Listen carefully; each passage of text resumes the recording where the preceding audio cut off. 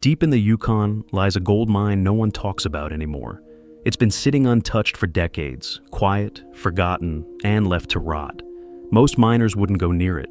Too remote, too uncertain, too much trouble. But Tony BEETS sees something different. Where others walk away, Tony digs in. Because sometimes the biggest wins are hiding in places no one thinks to look. There was a stretch of ground tucked away in the Yukon that no one had touched in years. An area long dismissed as spent and worthless. But Tony BEETS couldn't shake the feeling that something had been left behind. At a time when gold prices were peaking and fuel costs had dipped just enough to tempt fate, the conditions were too perfect to ignore. Nobody had ever thought to bring an excavator into that forgotten zone, and that fact alone made it stand out. It wasn't just curiosity. It was instinct, sharpened by decades in the field. Tony didn't need certainty. What he had was a gut feeling that the old-timers hadn't cleaned this place out as well as they thought, and that somewhere beneath the layers of gravel and time, something valuable still waited. Let's rewind. Just half a mile from Tony's main operation sat an unremarkable hill, barely noticeable among the rough terrain. But this hill held history. It was one of the first sites in the Klondike to see mechanical mining. Decades ago, miners ran their operations here with the best equipment they had at the time. But that equipment was crude compared to modern standards. They only cleaned out their sluice box once a year, which meant that any fine gold that slipped through was likely lost in the tailings. Massive mounds of gravel and rock, long written off as waste, could actually be hiding forgotten riches. Most dismissed it as a dead end, but Tony saw a pattern. He knew that if even a fraction of that missed gold remained, it could be worth more than anyone expected. And the more he looked at that hillside, the more convinced he became that the old-timers hadn't taken everything. Something was still there, buried, overlooked, and waiting. He brought in Kevin, he brought in the crew, and he brought one important question. What if this isn't just a pile of rocks? The answer wasn't in the stories. It was under the dirt. Tony pointed to the remains of an old wooden sluice buried beneath the hill. 80 years old, maybe more. And still, there it was. A whisper from the past. With no time to waste, he ordered an excavator. Not tomorrow, not next week. Today. As the excavator fired up and its metal arm drove into the ground, the machine tore through compacted layers of tailings, gravel, silt, and rock that hadn't been disturbed in nearly 80 years. This wasn't just digging. It was uncovering the decisions of men long gone, chasing a dream with tools that couldn't catch everything they sought. No one knew for sure whether this ground had been bled dry or whether it still held secrets buried deep within. They panned the first bucket cautiously, not expecting much. But as the water swirled and the sediment washed away, sunlight caught something unmistakable. Flecks of gold, fine as dust, scattered through the dirt. And it wasn't isolated, it was consistent, visible in every swirl of the pan. Gold had settled into these tailings like forgotten breadcrumbs left behind by a bygone era. The crew didn't speak, but the look said it all. This wasn't just luck. This wasn't a fluke. What they had uncovered hinted at something far bigger, a silent cache of gold that had evaded capture for nearly a century. Tony had been sitting on this for over 3 decades, and now, proof. Even Minnie, who usually tempers Tony's wild ideas, had to admit this was something different.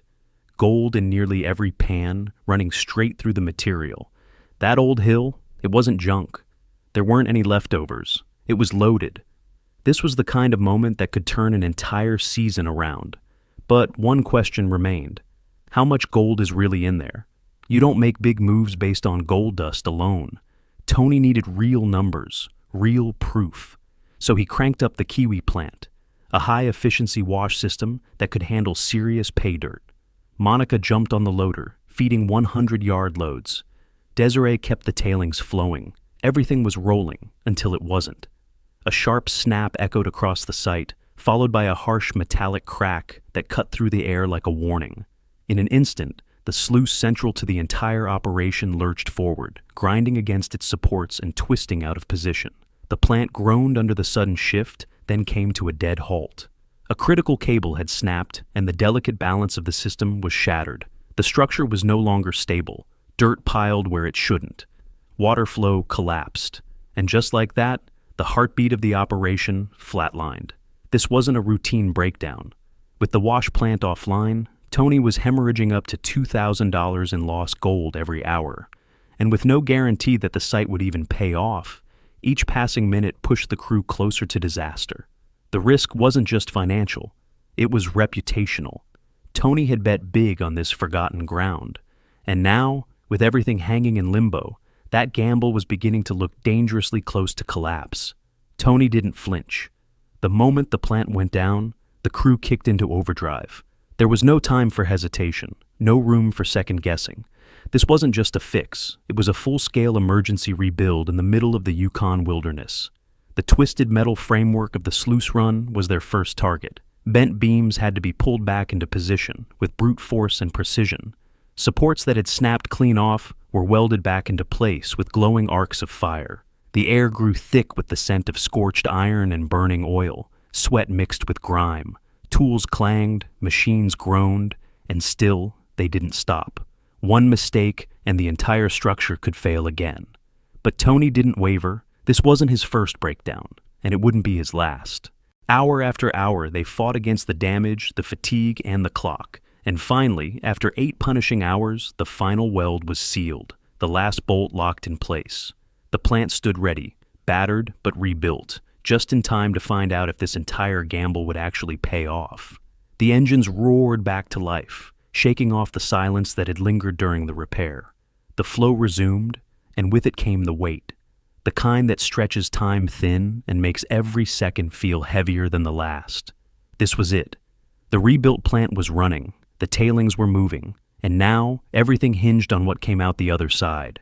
Tony watched closely, arms crossed, eyes fixed.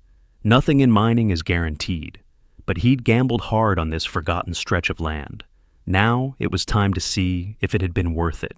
4 hours passed as the plant worked steadily, feeding the sluice with the same gravel that had sat untouched for nearly a century. No one rushed, no one guessed. When it was finally time to weigh the gold, the crew gathered around in tense silence. The air was thick with anticipation. The first results came in, 1.6 ounces, then 2.5, and then, climbing steadily, the final weight settled at 4.2 ounces of gold, $7,400 worth pulled from what everyone else had called waste. Tony's hunch hadn't just worked, it had revealed something far bigger. This wasn't just a decent recovery. It was a confirmation that the tailings, long dismissed and forgotten, might be the richest ground they'd seen all season. They were performing better than the current hill they had been mining all season. Suddenly, what had started as a gamble looked more like a gold mine revival, an entire treasure trove just sitting there waiting. And Tony? He was all in. The old-timers had walked away from this place.